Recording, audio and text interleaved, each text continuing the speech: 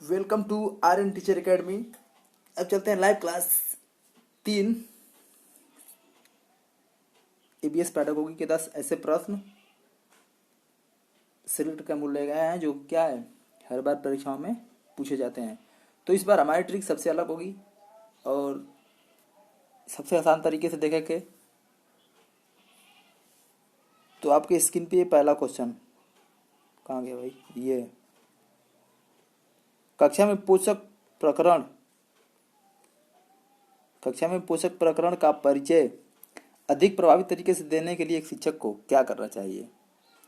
ये ऑप्शन, विद्यार्थियों को अपने टिफिन बॉक्स खोलने और उसकी सामग्री यानी भोजन को देखने के लिए कहना चाहिए तथा बाद में शिक्षक को व्याख्या करनी चाहिए। ये पहला ऑप्शन है। दूसरा है पोषक तत्वों से भरपूर विभिन्न भोजन का उदाहरण देना चाहिए। ये बी ऑप्शन। सी, सैंपल पर पाचन तंत्र का आरेख बनाना चाहिए। और डी, मानव दांत का प्रतिरूप दिखाना चाहिए। इसमें ए में दिया है कि कक्षा में पोषक का प्रकरण, जैसे हमारा ऑप्शन ए हमारा सही होगा। क्यों? क्योंकि जैसे कक्षा में पोषक का प्रकरण का परिचय जो है कि अधिक प्रभावी तरीके से देने के लिए शिक्षिका विद्यार्थी को अपने टिफिन बॉक्स खोलने और उसकी सामग्री को देखने के लिए कहें तथा बाद में उसकी क्या करें, व्याख्या करें, जिससे कि क्या हो सकता है, ये अधिक प्रभावी तरीका हो सकता है। अगला देखिए, फिर अगला क्वेश्चन दिया है बीज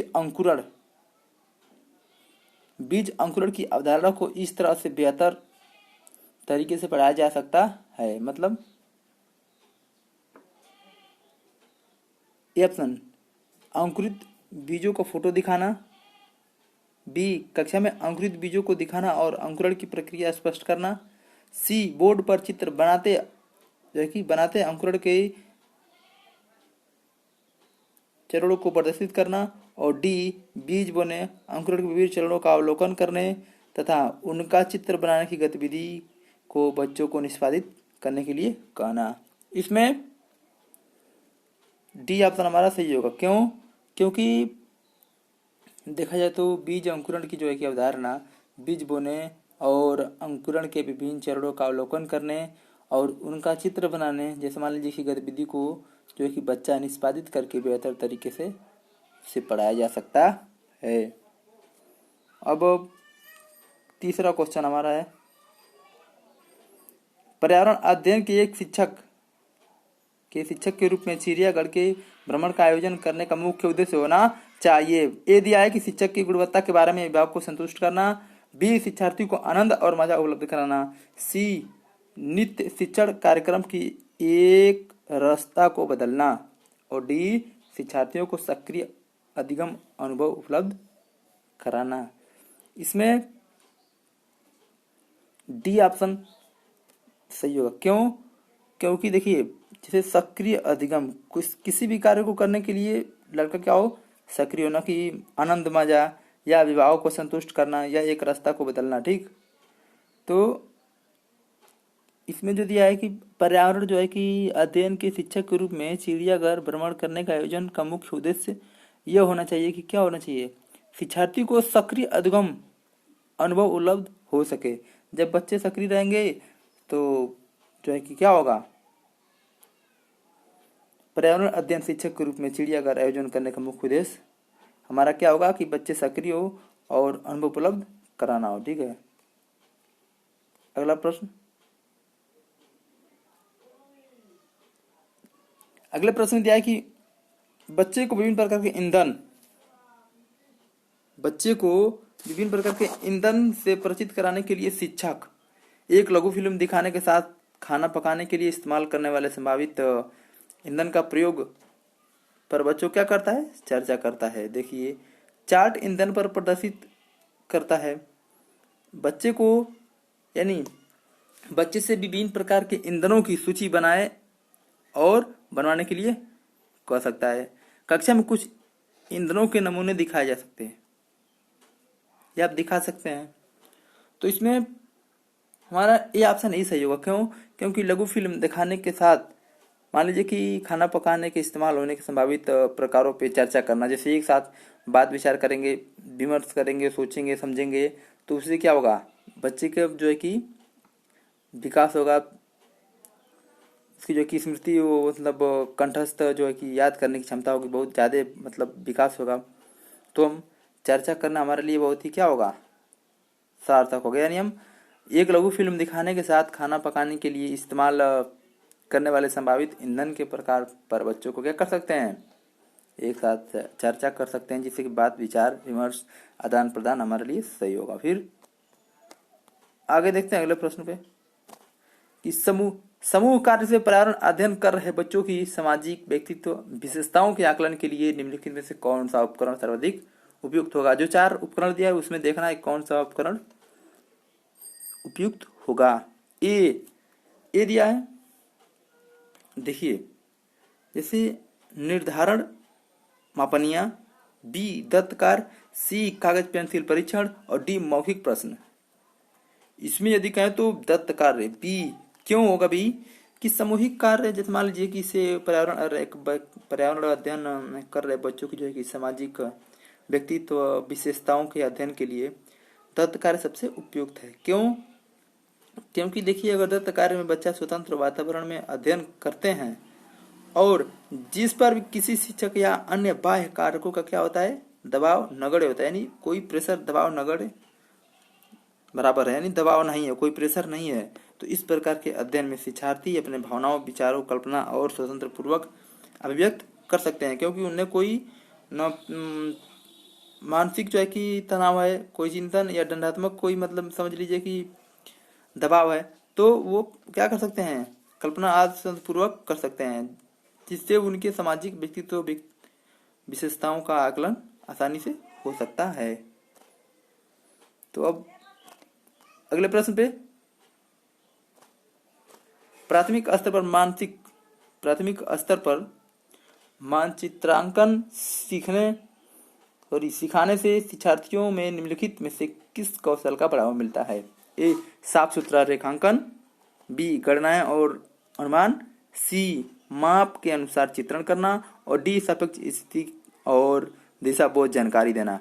इसमें हमारा सही ऑप्शन क्या होगा, देखिए बता रहे हैं डी होगा, क्योंकि प्राथमिक स्तर पर जैसे मान लीजिए कि चित्रांकन दिखाने से क्या होता है कि शिक्षार्थी में सापेक्ष स्थिति और दिशा बोध का क्या होता है, ज्ञान होता है। ठीक है, इसके पहले प्लीज हमारे चैनल को सब्सक्राइब कीजिए और बेल आइकन दबा दीजिए, क्योंकि जो भी वीडियो यहाँ से हमारे इंस्टीट्यूट से जो भी वीडियो हम डालेंगे सबसे पहले आप तक पहुंचेगी। इसके पहले देखिए कहाँ के प्रश्न, ये अगला प्रश्न है, इसको ऐसे करते हैं। पर्यावरण अध्ययन में एक अच्छे क्या है, दत्त कार्य का मुख्य उद्देश्य या मुख्य लक्ष्य होना चाहिए।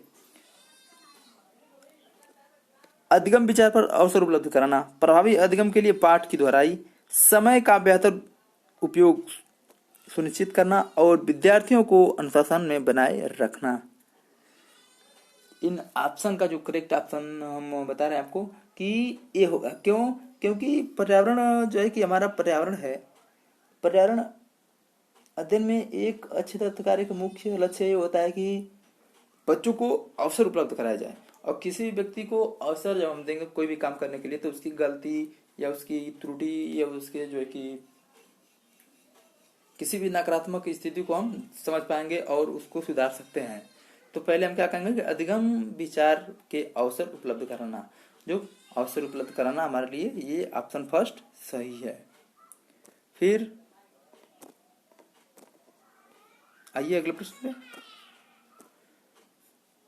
ईवीएस के क्या करा कि ईवीएस में किसी अच्छे गृह कार्य का मुख्यतः किस पर केंद्रित होना चाहिए, किस पर केंद्रित होना चाहिए, किस पे बता रहा है, देखिए हम बता रहे हैं किस पे होना चाहिए। पहला दिया कि पुनरावृत्ति और प्लवीकरण, मास्टरी लर्निंग, और सी दिया है विस्तारित अधिगम के लिए चुनौतियां और उत्तेजना, और डी होगा समय का सदुपयोग। इसमें यदि देखें हम तो सी हमारा सही होगा, क्योंकि ईबीएस में किसी अच्छे सी होगा मास्टिक लर्निंग, क्योंकि ईबीएस में किसी अच्छे गृह कार्य, ठीक है, गृह कार्य को मुख्यतः जो है कि विस्तार रूप से तथा कठिनाई वाला होना चाहिए, जिसमें कि शिक्षार्थी जब वो गृह कार्य करे तो उसे अधिक से अधिक क्या हो जानकारी उस विषय से अर्जित करनी पड़े, ठीक है। और इस तरह से वो कर सकते हैं कि जिस विषय पर वह कार्य कर रहा है, अतः ईपीएस में किसी अच्छे गृह कार्य को मुख्यतः जो है कि विस्तारित अधिगम के लिए चुनौती और उत्तेजना पर केंद्रित होना चाहिए। जो हमारा कौन सा ऑप्शन सही हम बताए थे, सी ऑप्शन हम बताए थे सही, सी ऑप्शन सही था, यानी इस प्रश्न का तीसरा ऑप्शन अब क्या था, सही था। आइए फिर चलते हैं अगले प्रश्न की तरफ। तो अगले प्रश्न में मानचित्र पढ़ाने के लिए आवश्यक कौशल शामिल हैं। दिशा, दूरी और दिशाओं के स्थिति समझने के लिए, ड्राइंग और पेंटिंग विलक्षण कुशलता, गुणों पर स्थिति दर्शाने के लिए स्केच गणनाओं का उपयोग की योग्यता, और अभिव्यक्तात्मक योग्यता को बाहर निकालने के लिए, और विलक्षण संप्रेषण कौशल। इसमें हमारा ए ऑप्शन सही होगा। क्यों? क्योंकि देखिए ये ऑप्शन क्यों सही होगा कि मानचित्र को पढ़ने के लिए सामान्यतः विद्यार्थी दिशा, स्थान, दूरी का ज्ञान होना चाहिए। किसका स्थान होना चाहिए? दिशा, स्थान, दूरी का ज्ञान होना चाहिए। जब दिशा, स्थान, दूरी का ज्ञान ही नहीं रहेगा तो हम ग्रुप कैसे पढ़ेंगे, मानचित्र कैसे पढ़ेंगे। इसीलिए किसी भी बालक को मानचित्र पढ़ने के लिए स्थान, दूरी और दिशाओं की सापेक्ष स्थिति को समझने की योग्यता यानी उनकी क्या होनी चाहिए, जानकारी होना चाहिए। देखिए हम केवल ट्रिक के पीछे नहीं भागेंगे, क्योंकि हमें अच्छे नंबरों से पास होना है। क्यों? देखिए जैसे 4 ऑप्शन दिया है, ए, बी, सी और डी। उसमें हम क्या करेंगे कि पहले निगेटिव जैसे पूछ रहा है कि निगेटिव यानी नहीं पूछ रहा है, उसको निकाल दिए तो 3 पॉजिटिव निकल जाएगा हमारा। और यदि हमको निगेटिव निकालना है, पॉजिटिव नहीं पता है, तो देखिए पॉजिटिव कौन से हैं। अगर 3 निकल गए तो क्या होगा, हमारा एक निगेटिव होगा। यदि निगेटिव निकालना है, ठीक, तो 3 पॉजिटिव निकालिए। अगर पॉजिटिव निकालना है तो 3 निगेटिव, 1 2 3 यानी ए बी सी या ए बी डी। यदि हम निगेटिव निकाल लिए तो सी हमारा क्या होगा, पॉजिटिव होगा। सिर्फ यही ध्यान देना है। अब अगले में देखिए,